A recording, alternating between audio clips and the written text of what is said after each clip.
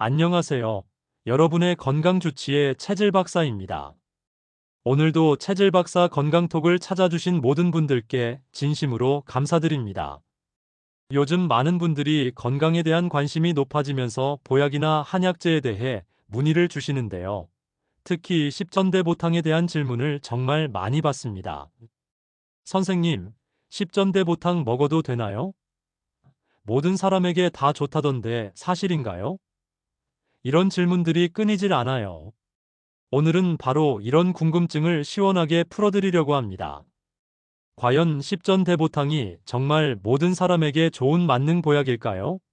아니면 체질에 따라서 독이 될 수도 있는 걸까요? 우리 한의학에서는 예로부터 약식동원이라는 말이 있습니다. 약과 음식의 근원은 같다는 뜻이죠. 즉, 내 몸에 맞는 약재는 보약이 되지만 맞지 않는 약재는 오히려 독이 될 수 있다는 의미예요.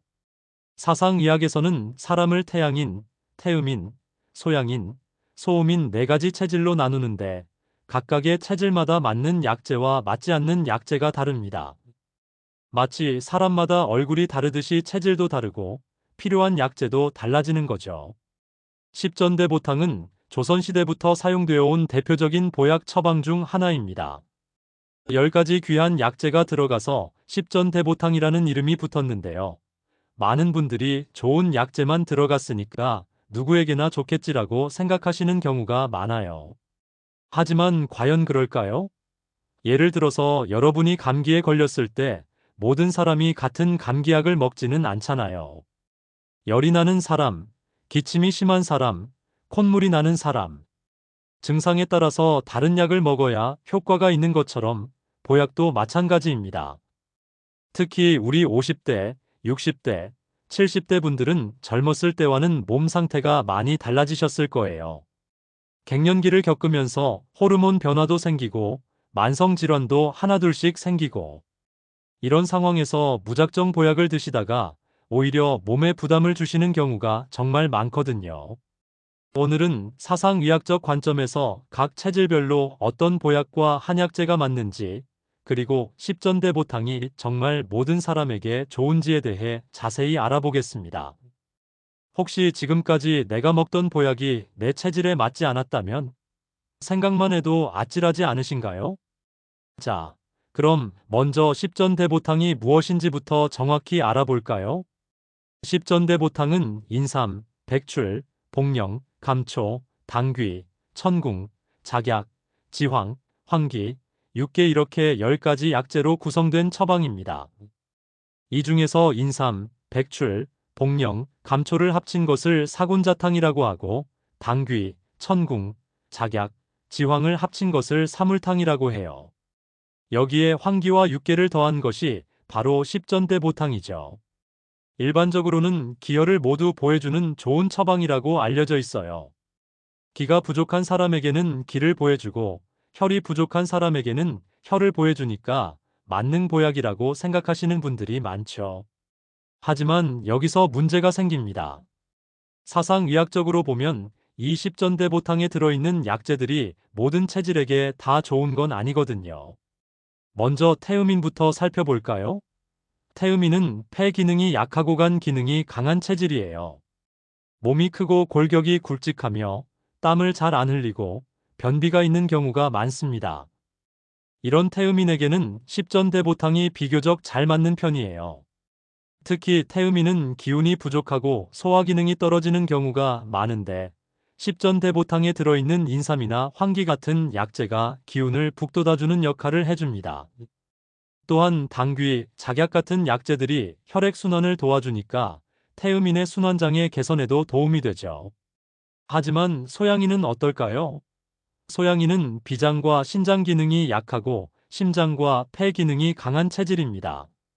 몸이 마르고 활동적이며 열이 많고 급한 성격인 경우가 많아요. 이런 소양인에게 십전대보탕을 무작정 들이면 큰 문제가 생길 수 있어요. 왜냐하면 십전대보탕에 들어있는 인삼이나 황기는 모두 따뜻한 성질의 약재거든요. 이미 열이 많은 소양인에게 이런 약재를 계속 먹게 하면 열이 더 올라가서 두통, 불면, 혈압 상승, 심계항진 같은 부작용이 생길 수 있어요. 실제로 제가 진료하면서 경험한 사례를 말씀드릴게요. 60대 중반 남성 환자분이었는데 몸이 허해서 십전대보탕을 6개월 정도 드셨다고 하더라고요. 그런데 드시면 드실수록 불면증이 심해지고 얼굴이 빨갛게 달아오르고 혈압도 올라갔대요. 검사를 해보니 전형적인 소양인 체질이셨어요. 소양인에게는 열을 내려주고 음을 보여주는 약재가 필요한데 정반대의 약재를 드신 거죠. 소음인은 또 어떨까요? 소음인은 비위 기능이 약하고 신장 기능도 약한 체질이에요. 몸이 차갑고 소화력이 약하며 설사를 자주 하는 경우가 많습니다. 이런 소음인에게는 십전대보탕이 어느 정도 도움이 될 수 있어요. 하지만 소음인은 소화력이 너무 약하기 때문에 십전대보탕 같은 보약을 처음부터 많이 드시면 오히려 소화불량이 생길 수 있어요. 그래서 소음인에게는 먼저 소화 기능을 개선해주는 약재부터 시작해서 천천히 보약을 늘려나가는 것이 좋습니다. 태양인은 어떨까요? 태양인은 간 기능이 약하고 폐 기능이 강한 체질인데 사실 태양인은 전체 인구의 0.1% 정도로 매우 드문 체질이에요. 태양인에게는 십전대보탕보다는 간 기능을 도와주는 오가피, 모과 같은 약재가 더 적합합니다. 여기서 중요한 점은 같은 체질이라도 개인차가 있다는 거예요. 예를 들어서 태음인이라고 해서 모든 태음인이 십전대보탕을 잘 받는 건 아니에요. 태음인 중에서도 열이 많은 사람, 습담이 많은 사람, 혈압이 높은 사람은 십전대보탕을 조심해야 합니다. 또한 계절에 따라서도 달라져요. 여름철에는 모든 체질이 열을 받기 쉽기 때문에 십전대보탕 같은 따뜻한 보약보다는 시원한 성질의 약재가 더 좋을 수 있어요. 반대로 겨울철에는 몸을 따뜻하게 해주는 약재가 필요하죠. 현재 몸 상태도 중요합니다. 감기나 염증이 있을 때 십전대보탕을 드시면 열이 더 올라가서 병이 악화될 수 있어요. 또한 고혈압, 당뇨병 같은 만성질환이 있는 분들도 주의하셔야 해요. 특히 우리 중장년층 분들은 여러 가지 약을 같이 드시는 경우가 많은데 양약과 한약의 상호작용도 고려해야 합니다. 혈압약을 드시는 분이 인삼이 들어간 보약을 같이 드시면 혈압 조절이 어려워질 수 있어요. 그럼 이제 각 체질별로 어떤 보약과 한약재가 좋은지 자세히 알아볼까요? 먼저 태음인에게 좋은 약재들을 살펴보겠습니다. 태음인은 폐 기능 강화와 대장 기능 개선이 핵심이에요. 대표적인 약재로는 맹문동, 길경, 나행자, 마자인 같은 것들이 있습니다. 맹문동은 폐를 촉촉하게 해주고 기관지를 보호해주는 약재예요. 태음인들이 자주 겪는 마른 기침이나 목 안의 이물감 해소에 특히 좋습니다. 길경은 기관지와 폐 기능을 강화해주고 가래를 삭혀주는 역할을 해요. 나행자는 변비 해소에 좋은 약재인데 태음인들이 가장 많이 겪는 증상 중 하나가 바로 변비거든요. 나행자를 꾸준히 드시면 자연스럽게 대변이 나올 수 있도록 도와줍니다. 마자인도 변비에 좋은 약재로 장을 촉촉하게 해주는 효과가 있어요. 태음인에게는 이런 약재들로 구성된 청심연자탕이나 조위승청탕 같은 처방이 좋습니다. 십전대보탕보다는 이런 체질별 맞춤 처방이 훨씬 효과적이에요. 소양인에게는 어떤 약재가 좋을까요? 소양인은 열을 내려주고 신장과 비장 기능을 강화해주는 약재가 필요해요. 대표적으로 지황, 맹문동, 산수유, 목단피 같은 약재들이 있습니다.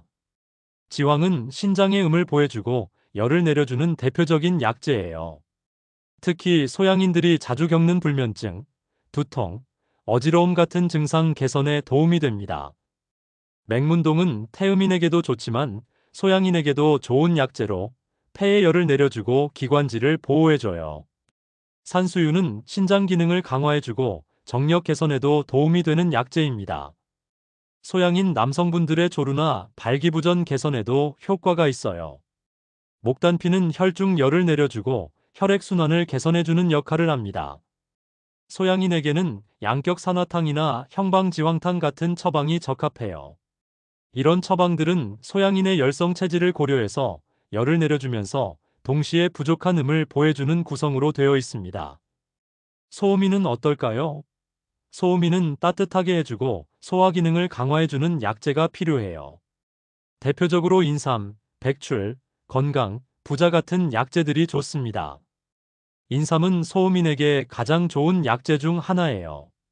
기운을 북돋아주고 소화 기능을 개선해주며 면역력도 높여줍니다. 하지만 소음인이라도 열이 많거나 혈압이 높은 경우에는 주의해야 해요. 백출은 비위 기능을 강화해주는 대표적인 약재로 소음인들의 만성 설사나 소화불량 개선에 특히 좋습니다. 건강은 위장을 따뜻하게 해주고 구토나 메스꺼움을 멈춰주는 효과가 있어요. 부자는 강력한 온열 약재로 소음인의 차가운 체질을 개선해주는데 독성이 있어서 반드시 전문가의 지도하에 사용해야 합니다. 소음인에게는 인삼향 영탕이나 십전대보탕을 변방한 처방들이 좋아요. 태양인은 어떨까요? 태양인은 매우 드문 체질이지만 간 기능을 도와주고 열을 내려주는 약재가 좋습니다. 오가피, 모과, 송화, 포도 같은 약재들이 대표적이에요. 오가피는 간과 신장을 모두 보호해주는 약재로 태양인의 약한 간 기능 개선에 도움이 됩니다. 모과는 근육과 인대를 강화해주고 소화를 도와주는 효과가 있어요. 태양인에게는 오가피탕이나 모과탕 같은 처방이 적합합니다. 이렇게 체질별로 맞는 약재가 다른데 그럼 어떻게 내 체질을 알 수 있을까요? 사상의학에서는 체형, 성격, 병증, 약물 반응 등을 종합적으로 살펴서 체질을 판단합니다. 태음인은 일반적으로 체격이 크고 골격이 굵으며 성격이 침착하고 끈기가 있어요. 땀을 잘 안 흘리고 변비가 있는 경우가 많습니다. 소양인은 체격이 마르고 어깨가 발달했으며 성격이 급하고 활동적이에요. 열이 많고 설사보다는 변비 쪽이에요. 소음인은 체격이 작고 가슴이 좁으며 성격이 내성적이고 신중해요. 몸이 차갑고 설사를 자주 합니다. 태양인은 체격이 크고 목 뒤가 발달했으며 성격이 과격하고 독립적이에요. 하지만 이런 일반적인 특징만으로는 정확한 체질 판별이 어려워요. 왜냐하면 개인차가 크고 나이가 들면서 체질의 특징이 변하기도 하거든요. 그래서 반드시 사상의학 전문가에게 정확한 체질 진단을 받아보시는 것이 중요해요. 특히 우리 중장년층 분들은 젊었을 때와는 몸 상태가 많이 달라졌기 때문에 더욱 신중하게 접근하셔야 합니다. 갱년기를 겪으면서 호르몬 변화가 생기고 만성질환도 하나둘씩 생기면서 체질적 특징이 복합적으로 나타나는 경우가 많거든요. 자, 여러분 오늘 사상의학적 관점에서 본 체질별 보약과 한약재에 대해 알아보니 어떠셨나요? 결론적으로 십전대보탕이 모든 사람에게 좋은 만능 보약은 절대 아니라는 것이 핵심입니다. 아무리 좋은 약재가 들어있어도 내 체질에 맞지 않으면 오히려 독이 될 수 있어요. 특히 우리 중장년층 분들은 더욱 신중하게 접근하셔야 합니다. 나이가 들면서 몸의 상태가 복잡해지고 여러 가지 질환을 동시에 가지고 있는 경우가 많기 때문에 체질에 맞는 개별화된 처방이 더욱 중요해지거든요. 많은 분들이 보약은 좋은 거니까 많이 먹으면 많이 먹을수록 좋다고 생각하시는데 이는 정말 위험한 발상이에요. 보약도 엄연한 약이기 때문에 정확한 진단 없이 함부로 드시면 안 됩니다. 예를 들어서 소양인 체질인데 인삼이 들어간 보약을 계속 드시면 혈압이 오르고 불면증이 생길 수 있어요. 반대로 소음인 체질인데 차가운 성질의 약재를 계속 드시면 소화 기능이 더욱 나빠질 수 있고요. 그럼 어떻게 해야 할까요? 먼저 정확한 체질 진단을 받는 것이 가장 중요해요. 사상의학 전문 한의원에서 체질 검사를 받아보시고 내 체질이 무엇인지 정확히 파악하셔야 합니다. 그 다음에는 내 체질에 맞는 약재가 무엇인지 알아보시고 현재 몸 상태와 복용 중인 다른 약물들을 종합적으로 고려해서 보약을 선택하셔야 해요. 절대로 다른 사람이 좋다고 했으니까, TV에서 좋다고 했으니까 이런 식으로 무작정 따라 하시면 안 됩니다. 또한 보약을 드실 때는 반드시 전문가의 지도를 받으시길 바라요. 체질에 맞는 약재라고 해도 용량이나 복용법을 잘못하면 부작용이 생길 수 있거든요. 특히 다른 질환으로 양약을 복용 중이신 분들은 더욱 주의하셔야 합니다. 생활 습관도 함께 개선하시는 것이 중요해요. 아무리 좋은 보약을 드셔도 생활이 불규칙하고 스트레스를 많이 받으시면 효과를 보기 어렵거든요. 충분한 수면, 적절한 운동, 균형 잡힌 식사, 스트레스 관리. 이런 것들이 뒷받침되어야 보약의 효과를 제대로 볼 수 있어요. 마지막으로 보약은 단기간에 효과를 보려고 드시는 게 아니라는 점을 기억해 주세요. 진정한 보약의 효과는 꾸준히 오랜 기간 드셨을 때 나타나는 거예요. 성급하게 효과를 기대하지 마시고 천천히 인내심을 가지고 드시길 바랍니다. 체질에 맞는 올바른 보약을 선택하셔서 건강하고 활기찬 노년을 보내시길 진심으로 바라겠습니다. 내 몸을 가장 잘 아는 것은 나 자신이지만 내 체질을 가장 정확히 알 수 있는 것은 전문가의 도움이 필요해요. 오늘 말씀드린 내용들이 여러분의 건강 관리에 조금이나마 도움이 되었으면 좋겠습니다. 혹시 더 궁금한 내용이나 다뤄주었으면 하는 주제가 있으시면 댓글로 남겨주세요. 여러분의 관심과 요청에 따라 다음 시간에 더 유익한 내용으로 찾아뵙겠습니다. 건강한 하루 보내시고 다음에 또 만나요.